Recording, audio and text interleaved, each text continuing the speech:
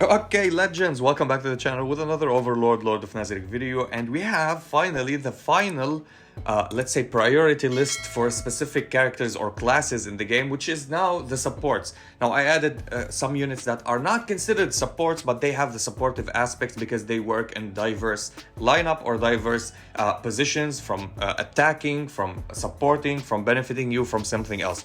Now, this is also will change with the release of more good supportive characters such as Clementine or Albedo Healer, the one that we will get in the future, and other good characters in the future that might be good healers or buffers or debuffers as a supportive aspects on your lineup. But we're gonna speak about the ones that we already have and how good they are, and they will always be good, or they will fall down, and you're gonna check where to build them or how to use them specifically in the game. And again, with the top on the list as a supportive character or as an enabler, as a pseudo attacker, we're gonna go with Hamsky. Hamsky, one of the best supporters in the entire game. Again, I would say it for the millionth time, the defense that he shreds or allows you with him being on the lineup is absolutely amazing. 21% reduction in magical and physical damage, plus 200 points in flat, which will allow your entire team to deal so much damage. Plus, he will enable one of the highest attackers on your lineup to go and chase, so you don't need even to build any unit that enables chase in the future, such as ninth or something like that. So he's a warrior that deals damage. His damages are not super high, but it's noticeable. Plus, he allows you to deal even more damage. So if it's not calculated by him, let's say you have him with Momon on the lineup, you attack with his ultimate or second skill, so Momon follow up with the chase without using his second skill, then it will be registered as damages done by Momon, but he's the one to enable it, so it's basically his damage, which is calculated as Momon's damage, which is absolutely nice, plus reducing the damages or the defenses until the end of the battle from the start of the battle without you using anything. One of the best passives in the game. So is he a must build? Yes, he's a must build for story mode, and it's not like, oh, you need to build him, max him out on many things. No, just build his passive, max it out to level 5, and that's it. He goes and do the job perfectly. You don't have to build him on anything else. Give him whatever random set that you have, especially if you like to play him with buffing stuff, so he will be full support. Alchemy set might be good. He's speedy, he could be a speed demon on your team, also great character. Hamsky, forever, he's one of the best characters in the game, and he's an SR. Imagine the SSR version of him is a tank, and it's the best tank in the game. So this character is super essential, and this is why he's the king of the forest, or something like that, the title.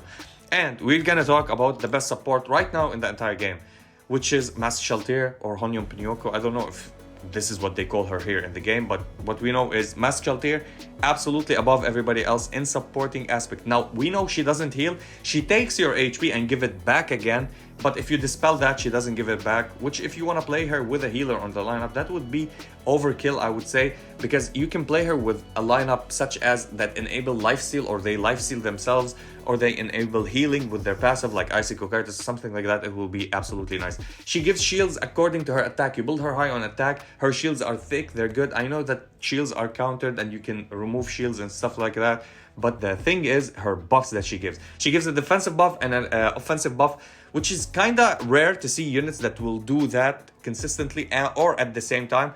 While maxing her out and going for 5-star, I think, and then 6-star will allow her to be a great buffer in the lineup. As we saw, as I talked many times, especially me, we were stuck at many stages, many levels in Realm of Shadow. In PvP sometimes cannot defeat specific lineups, or in PvE we're stuck on some treasury, and with the addition of her, we absolutely destroyed the content and we moved forward. She's one of the most solid units in the game. Plus, if you auto attack with her, her damages are super high due to her attack scaling, which is absolutely nice.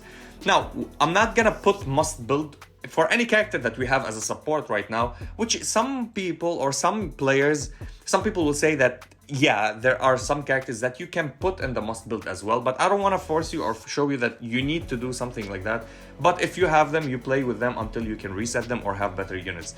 With starting off Renner, yes, I know everybody knows that, and I'm putting Renner as a game changer, and yet I hate Renner. Everybody knows how much I despise Renner. I don't like to play her, but I'm forced to sometimes.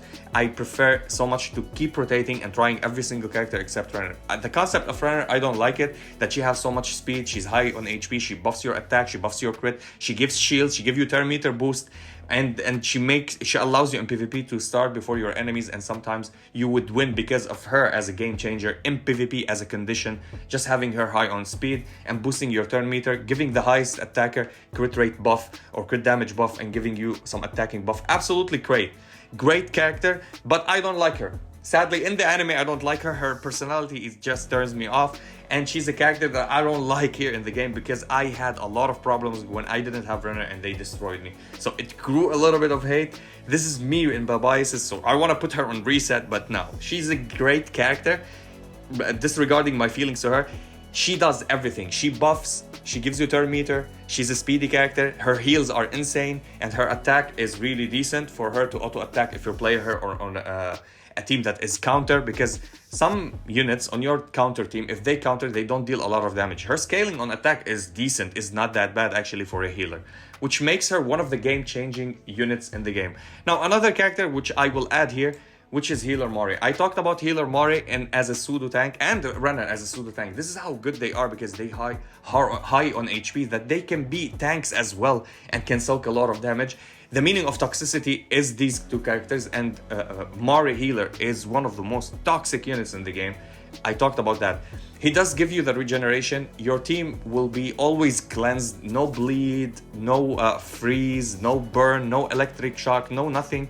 Even if you have buff block, he might remove it. If you have heal block, he might remove that. He will give you shield, keep your lineup in check, and keep you going. And he's also super tanky, and he gives regeneration. Absolutely crazy unit. He heals with every single skill that he have, plus his passive and his arc light. Their arc light is super important. Everybody's arc light here is super important. But these are the units that if you build them, you can't go wrong with them. You can fit them on any lineup from whatever that you have them. If you have them at 3 stars, and we know how easy it is to go to 4 stars, you bond them, you get 30 shards, and you're gonna go for 10 days doing dispatch, and that's a 4 star, and they all work at 4 star perfectly. So these are the characters that I would say focus on. If you started the game right now and you have access to these characters, yeah, build them. You don't need to worry about something else. Now I'm gonna talk about technical units and technical usage. It doesn't mean that you don't need to build them, or they're not good, or they're not game changers. They're game changers, but they're technical in their usage. We start with Crush Lulu. Yes, I would say Crush Lulu for me is a must build. For me, biased, because I tried her. She's the most unit that I focus on in the game, and I play around her skill because she's that good.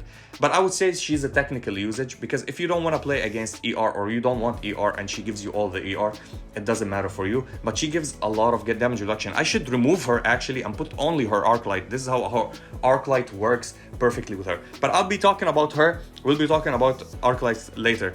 So Crush Lulu, with her arc light on herself, makes her one of the best technical usage units in the game. Because if you have Yaldabaoth, if you have Mascelier, and you have Valkyrie Shaltir at the start, or like these combo, if you have Yaldabaoth and Mascelier and her and one carry, or if you have Valkyrie Shaltir, her, Mascelier and a carry, or Yaldabaoth, you can go and play around them. You can probably not take damage on the first round of your entire enemy going through you. So this is how her arc light is super good. She gives you damage reduction plus high ER for everybody else, so you don't get freeze, stunned, or anything. Even taunted, you don't get, or silenced. She's that good with her arc light. So this is a technical usage. You don't get one shot, but we have different units to do that with the damage sharing, or Yaldabaoth or Mascelier with her damage reductions, and you will not get any type of debuffs on yourself, which also I say that Healer Mari have it. So I can put them on the same synergy, but Healer Mari survives a lot. His heals are super. His heals are like quadruple or penta that her heals. Her heals are not that high. She's categorized as a healer. I would say she's a technical usage as a maybe a little bit of sustainability on your lineup and a little bit of healing, but her healing is not the main thing for her. The main thing for her is keeping you alive and keeping you without any dots or any effects or control effects on your lineup. This is how I like her. Again, Pistonia, another technical usage character, which I built her. She was the best healer when she was the best one actually in PvP and PvE, outshining Renner when she got released. but slowly that the meta changed and we need speed a little bit more and buffs a little bit more. She buffs you defensively with her ultimate, with her second skill if you maxed her skills. Her ultimate is really good. You need her outlight so she can push another character on your lineup, reset their cooldown or reduce the cooldown for them, and push them with the turn meter 100%, and per turn meter for her also push her, and she gives you good amount of heals. She heals the lowest unit or whatever unit that you use the ultimate on, and she heals somebody else with the lowest HP on your lineup. Absolutely magnificent. Her scaling is good. She's a decent unit. You can use her as a technical, because if you heal a unit or if you target a unit and heal them, you can go and attack with that unit, and the next unit that you're gonna attack will be silenced. But again, with the high ER meta that we said and with the cleansing, this is unlikely to happen always. If you even manage to silence them and they start with somebody else that can cleanse, the silence will do nothing because it's cleansable, the silence. But that doesn't make her a bad unit. She's a decent unit, very good unit. Also tanky a little bit. I wouldn't say tanky as much as Renner and Mori, but she's decent and tanky. Less tanky than everybody else here on the list, except for Hamsky. Hamsky is not tanky as all of these that are here, but we know Hamsky is there for the one-shot team, basically. Again, another unit that is super technical, which I love, which I highly recommend. If you don't want to build Pistonia, if you don't want to build somebody from here, build Henry. Henry from the start of the game, you know, people played the Chinese version and they focused on basically regeneration, full heal, and didn't know or understand perfectly what does reduction to damages, defensive buff, attacking buff will go and make your lineup be better or make it shine in some aspects. Henry is one of the best SR supports in the game. She buffs your attack, she buffs your damage reduction, not the defense, but another buff which is superior to defense, which is damage reduction. Any type of damages that you take, even through damage, she reduces that with her ultimate when you max her skills. Plus, she can go and stun enemies with her Goblin and her Arclight. So if you max her Arclight and max her skill, her passive might proc and her Arclight might proc if you get a hit on your turn. So if your enemy hits you, she might go and hit you up with a stun for a different or a random character on your lineup, and her Arclight might proc and you can stun somebody else, which is allow her to be great. And she might proc her Arclight or her passive to heal somebody or to buff your team, or to buff them. No, she doesn't buff defensively. Buff them, attack, or heal them, or she can stun. These are the three debuffs or the three things that she can do passively. With her ultimate, she buff your damage reduction, which is absolutely beautiful, and you can play on her ultimate more and more. When you max it out, it goes to -1 reduction in cooldown, so you can spam it every 2 rounds, which is absolutely nice. This is why how I love her so much, and I highly recommend, if you want to build, if you started early and you want a healer to help you out at the start of the game, build Henry. You can never go wrong. Now, talking about early game, and then you reset them later, and they absolutely are beautiful early game. Lupus Regina with her healing and regeneration, plus if you have her Arclight, and she cleanses almost every time, so you're not gonna have debuffs. She's a cheap version of, let's say, healer Mori of the cleansing, and Pistonia of the cleansing as well, but she doesn't buff you on. I think she buffs only defenses up with her skill, and that's it. She doesn't give you all the things that you think that the healer. Early game on paper she was great, everybody thought she was great. The only downside of her that is she's the slowest character in the entire game. Okay, maybe she's the slowest and somebody else shared the spot with her, and building her on speed is not efficient for her, because you're gonna go and build EP for honoring shot, and she doesn't need EP actually at all. She only needs a little bit of HP. She's built on HP and a little bit of defense, so she can survive, or reduction to damages on her sets. But she's the last one to go, so she's, if they kill, like if they start, it's your turn, then their turn, and you couldn't get off with her, and you couldn't get off the heals, they might kill the unit that they're focusing on, and she will not have a turn. But everybody else here have a little bit of speed, except Mari.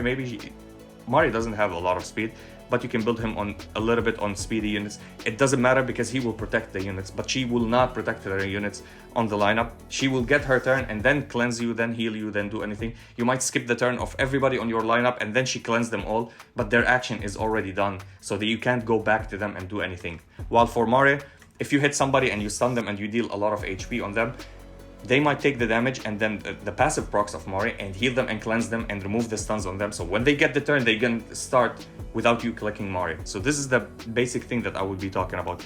Nigun, I would say Nigun is actually better than her, in my opinion, technical usage, because in Treasury you need him a lot. I think he's the most tankiest SR unit in the entire game, because of his Angel and the shields that he provides. Plus he go and drain from the enemy, and the drain allows you to proc the shield again and reduces the attack taken from the enemy, especially in bossing. Really solid unit.